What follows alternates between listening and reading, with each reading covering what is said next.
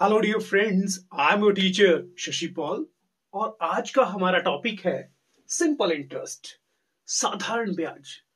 बहुत ही important topic है किसी भी एग्जामिनेशन के पॉइंट ऑफ व्यू से। आज हम समझते हैं कि साधारण ब्याज होता क्या है।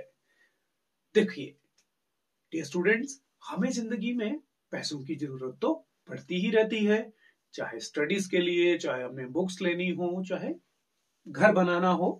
सब तरह के कामों के लिए हमें पैसे की जरूरत होती है। कई बार हमारे पास होते हैं, कई बार हमारे पास नहीं भी होते हैं। तो हम क्या करते हैं, या तो किसी फ्रेंड से लेते हैं या बैंक से हम पैसे उधार लेते हैं। तो बैंक जब हमें पैसे उधार देता है तो उसके बदले में एक इंटरेस्ट चार्ज करता है, ब्याज चार्ज करता है। ठीक है, तो आज हम उसी सारे सिस्टम के बारे में जानेंगे कि किस तरह से बैंक चलता है।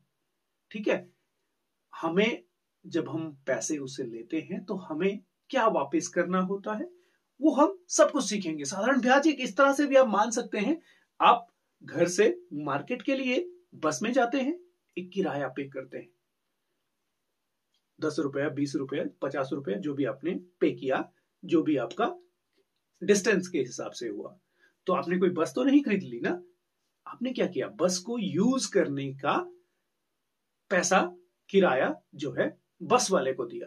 तो उसी तरह किसी का पैसा जब हम यूज करते हैं तो उसके बदले में हम उसे साधारण ब्याज देते हैं। दो तरह का ब्याज होता है, साधारण और चक्रवृद्धि ब्याज, जिसको हम सिंपल इंटरेस्ट और कंपाउंड इंटरेस्ट बोलते हैं। आज हम जानेंगे आज हम जानेंगे सिंपल इंटरेस्ट के बारे में। इससे नेक्स्ट वीडियो में हम जानेंगे कंपाउंड इंटरेस्ट के बारे में। तो देखिए, इसमें चार जो है मेन चीजें हैं जिनका हमें ध्यान रखना है। पहला है प्रिंसिपल, जिसको हम मूलधन कहते हैं। अब प्रिंसिपल आप स्कूल वाला नहीं लीजिएगा, ये PLE है, वो PAL होता है। ठीक है, प्रिंसिपल मतलब जो पैसा आपने लिया। मूलधन हम उसको बोलते हैं। रेट, दर, दर को हमेशा परसेंटेज के साथ लिखा जाता है। ठीक है, 10%, 20%, 5%, जो भी दर होगी। ठीक है, उसके बाद आता है समय। समय आपको पता है महीनों में, दिनों में या सालों में होगा। ठीक है, उसके बाद है टोटल अमाउंट। जो सिंपल इंटरेस्ट आएगा उसको प्रिंसिपल प्लस SI जो है हमारा क्या होगा, मिश्र धन होगा, टोटल अमाउंट होगा, जो हम एट द एंड उस बैंक वाले को या उस व्यक्ति को पे करेंगे। ठीक है, हम कुछ इससे रिलेटेड क्वेश्चंस करेंगे जिससे आपको ये टॉपिक ऐसा क्लियर हो जाएगा कि आप कभी भूलेंगे ही नहीं।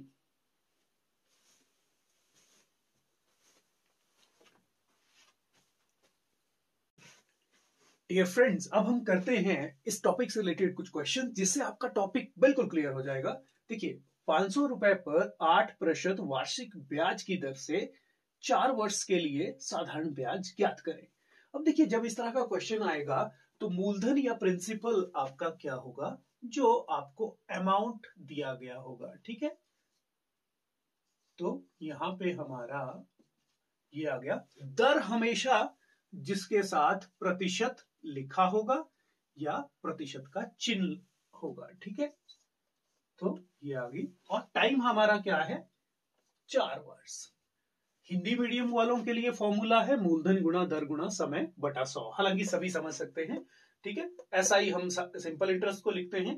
यहां है, आप पैरेट भी याद कर सकते हैं, PRT डिवाइडेड बाय 100। ठीक है, तो अब हमें करना कैसे है इसको। देखिए, प्रिंसिपल है 500 और रेट है 8%, समय है 4 और ये आ गया बटा 100। ठीक है, 100 के टेबल में 500 आपका आता है। ठीक है, हमारे पास बच गया क्या, 5 गुणा 8 गुणा 4।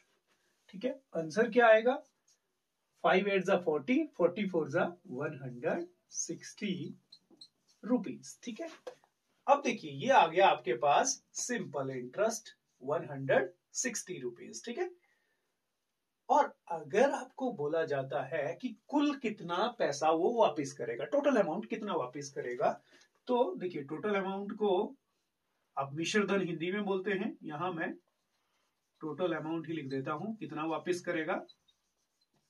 ठीक है, तो इसका फॉर्मूला है P प्लस SI, मूलधन जमा साधारण ब्याज। तो मूलधन है 500 रुपए और 160 रुपए आपका ये हो गया, और ये आप जानते हैं क्या हो गया, 660 रुपीज आपका मिश्र धन आ गया।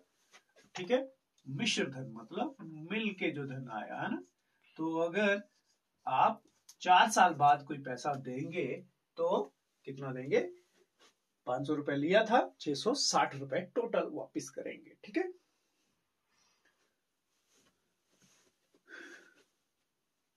डियर स्टूडेंट्स, अब हम करते हैं क्वेश्चन नंबर 2। 1800 रुपए का 2 वर्ष में मिश्र धन 2250 रुपए हो जाता है, दर ज्ञात करिए। देखिए क्वेश्चन बहुत आसान है अगर आप समझ गए तो। ठीक है, तो देखिए ये क्या है, 1800 रुपए दिया 2 वर्ष के लिए, मतलब प्रिंसिपल क्या है, 1800 रुपए। टाइम कितना हुआ, 2 वर्ष। ठीक है, और मिश्र धन है कितना, मतलब टोटल अमाउंट जो है 2250। अब आया जो हमें चाहिए, क्या हमें क्या चाहिए, तीसरी चीज चाहिए होगी साधारण ब्याज, क्योंकि दर तो हमें ज्ञात करनी है। तो अब साधारण ब्याज क्या होगा, ठीक है, क्या होगा, टोटल अमाउंट माइनस मूलधन। ठीक है, तो साधारण ब्याज आया 2250 माइनस 1800 रुपए, दोनों में रुपए लगेगा। ठीक है, ये आया आपका 450 रुपए, क्या आया, सिंपल इंटरेस्ट। ठीक है, अब हमें रेट हमें निकालनी है, तो हमने उसको ऐसे लिख लिया। ठीक है, अब देखिए फॉर्मूला यहां समझ लेते हैं कि फॉर्मूला बनता कैसे है। अब देखिए आप इससे पहले भी जान चुके हैं, जैसे आपने रेट अगर निकालनी है तो यहां जो भाग हो रहा है ये दूसरी तरफ जाके क्या हो जाएगा, गुणा हो जाएगा, और ये जो यहां ऊपर गुणा हो रहा है P और T, वो इधर जाके भाग हो जाएगा। उसी तरह अगर हमें टाइम निकालना होगा तो क्या होगा, देखिए फॉर्मूले में हल्का सा चेंज आएगा। ठीक है, तो क्या होगा, R इंटू P। ठीक है, अगर हमें P निकालना है, प्रिंसिपल निकालना है, तो SI जो है आपका साधारण ब्याज जो है वो हमेशा ऊपर रहेगा, बाकी की दो चीजें जो है वो नीचे चली जाएंगी। ठीक है, ऐसे आएगा। ठीक है, तो इस तरह के क्वेश्चन हम कोशिश करेंगे कि हम इसी वीडियो में करें। तो अब देखिए हमें क्या निकालना है, रेट, दर निकालनी है। दोनों तरह के छात्रों का हम ध्यान रखेंगे। ठीक है, तो देखिए क्या है, ये सिंपल इंटरेस्ट जो आपका आया है वो है 450, फॉर्मूला यही यूज करेंगे, 450 गुणा कितना होगा, 100, मूलधन क्या था 1800 रुपए, और टाइम कितना था, 2 वर्ष। ठीक है, अब देखिए 2 जीरो से 2 जीरो कट सकती हैं, 18 हमारे वैसे, या 100 को 18 से, 1800 को 100 से भाग किया, ये आ गया आपका 18। ठीक है, अब देखिए हमारे पास ये संख्या सम है, तो 2 से तो डेफिनेटली भाग हो जाएगी। ठीक है, 2 2 4, 2 2 4 और 2 पंजा 10, ये बच गया आपके पास 225 बटा 18। ठीक है, दर है तो प्रतिशत में आएगी। अब आपको देखिए क्या ये संख्या, देखिए ये 18 तो आपको पता है कि 3 से भाग हो जाती है। आपने कंडीशंस ऑफ डिविजिबिलिटी को अगर अच्छी तरह से समझा है तो आप पता कर सकते हैं कि ये संख्या क्या 3 से भाग हो जाएगी। 5 और 2 7, 7 और 2 9, तो 9 आ रहा है संख्याओं का जोड़, अंकों का जोड़। तो ये संख्या 9 से भी भाग होगी और 3 से भी भाग होगी। ठीक है, तो 9 दूनी 18, 9 दूनी 18, 4 बच गए, 5 मिले, 9 पंजा 45, तो ये दर आ गई आपकी 25 बटा 2 प्रतिशत। अगर इसको ऐसे ही लिखा गया है तो बहुत बढ़िया है, अदरवाइज 12 दूना 24, ठीक है। एक आपका रिमाइंडर बच गया और आंसर आपको आपकी जो है क्वेश्चन के साथ इस तरह से भी दिया जा सकता है, इस तरह से भी दिया जा सकता है। आपने कंफ्यूज नहीं होना है। अगर इस तरह से होता है तो इसको मिक्स्ड फ्रैक्शन में निकालिए, अदरवाइज एक जो है नॉर्मल फ्रैक्शन में है तो उसको इस तरह से आप टिक कर सकते हैं, आपको पता लग जाएगा। ठीक है, क्वेश्चन को आपको समझ आ गया है तो बहुत बढ़िया, नहीं समझ आया है तो वीडियो को दोबारा रिपीट करके देख लीजिए, अपनी कॉपी पे नोट डाउन कर लीजिए, सो दैट कि अगर आपको कहीं बाद में भी इस तरह का क्वेश्चन मिलता है तो आपको कोई दिक्कत ना हो। ये स्टूडेंट्स, अब करते हैं हम इस टॉपिक से रिलेटेड एक तीसरा क्वेश्चन जो काफी इंपॉर्टेंट है। इसमें कुछ नया कंसेप्ट भी है जो आपके लिए बहुत इंपॉर्टेंट है और एग्जाम में बार बार पूछा जाता है। कितना मूलधन मतलब प्रिंसिपल 6% वार्षिक ब्याज की दर से 4 वर्ष 6 माह में 900 रुपए हो जाएगा। अब देखिए, हमें निकालना क्या है वो तो हमें लग गया पता, हमें निकालना है मूलधन। ठीक है, रेट क्या है हमारे पास 6%,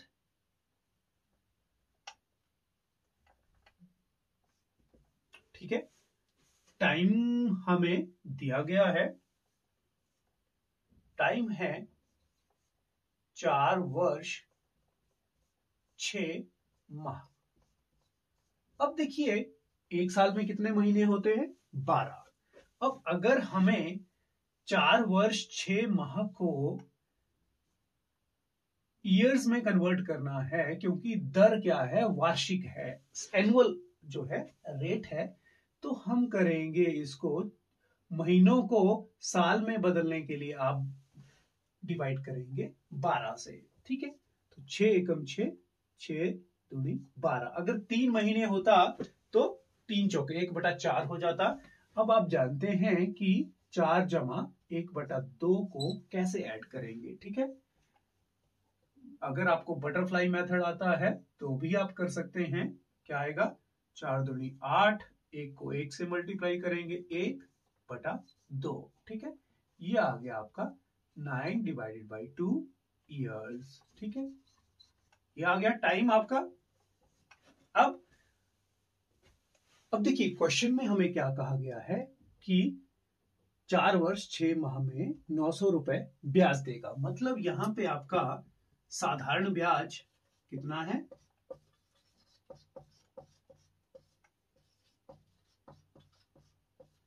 सिंपल इंटरेस्ट कितना है 900 रुपए।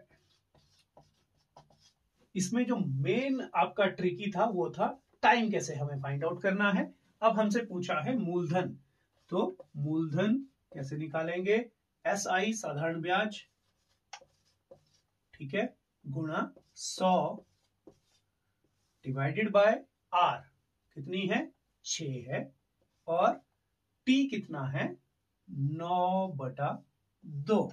ठीक है, तो अब हम इसको सॉल्व करते हैं। देखिए, ये बड़ी फ्रैक्शन के नीचे ये दोनों है, ठीक है, तो ये दोनों आपस में कट सकते हैं, बिल्कुल कट सकते हैं। तो ये आ गया 3 और 9 नीचे आ गया। ठीक है, अब देखिए 9 से 900 कट सकता है। ठीक है, तो ये कितना आ गया 100 गुणा 100 बटा 3। ठीक है, तो 100 गुणा 100 बटा 3, 100 गुणा 100 होते हैं 10,000 बटा 3। 10,000 बटा 3 का मतलब है कि आपका मूलधन कितना था। आंसर आपको यहां तक भी आ सकता है या यहां तक भी आ सकता है। ठीक है,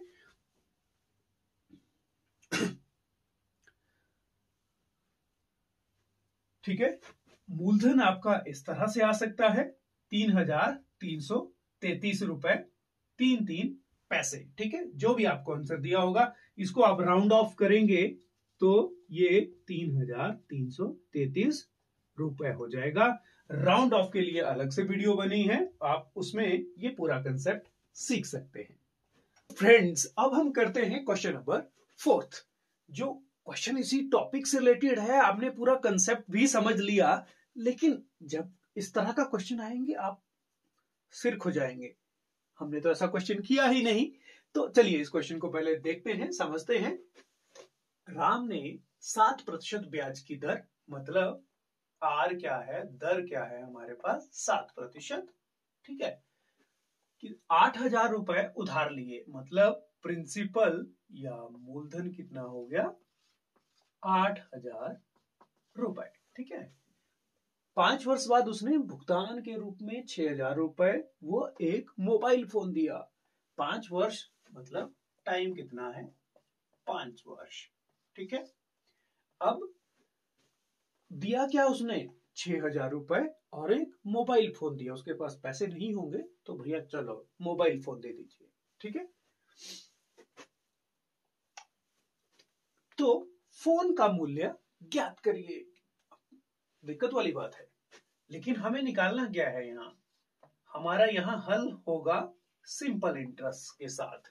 सिंपल इंटरेस्ट हमें पता लग जाएगा, तो एट द एंड जो दिया वो क्या हुआ, टोटल अमाउंट हुआ, मिश्र धन हुआ, तो हमें वो भी मिल जाएगा और वहां से हमारा क्वेश्चन भी हो जाएगा। सिंपल इंटरेस्ट का बहुत ही आसान सा फॉर्मूला है, क्या, P 8,000, rate 7, time 5 divided by 100।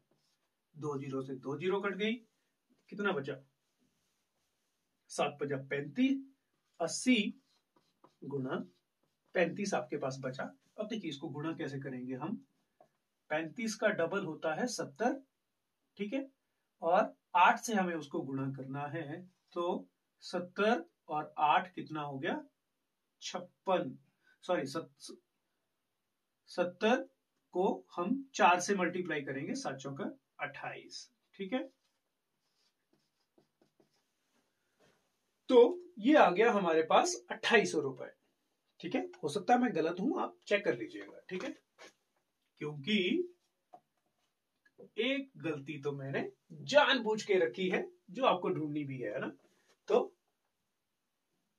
उसके बाद अब हमें क्या करना है, टोटल अमाउंट निकालना है, मिश्र धन निकालना है कि टोटल अमाउंट कितना दिया होगा उसने। 8,000 आपका प्रिंसिपल जमा 2,800 रुपए, जो हो गया आपका 10,800 रुपए, ठीक है। ये टोटल अमाउंट उसने देना था, लेकिन दिया क्या उसने 6,000 और एक मोबाइल फोन, ठीक है।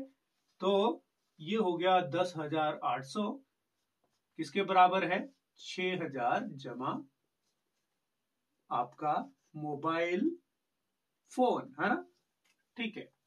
तो एमपी हम निकालेंगे मोबाइल फोन। देखिए ये 6,000 इधर जमा हो रहा है, दूसरी तरफ जाके माइनस हो जाएगा, ठीक है। क्या आ जाएगा 10,000 में से 6,000 गए 4,800 रुपए। तो आपके मोबाइल फोन की जो कीमत आई कितनी आई 4,800 रुपए आई, ठीक है। ध्यान से समझ लीजिएगा इस क्वेश्चन को, ना समझ आया हो तो एक बार रिपीट कर लीजिएगा, कोई पैसे नहीं लगते हैं रिपीट करने के, आप कर सकते हैं।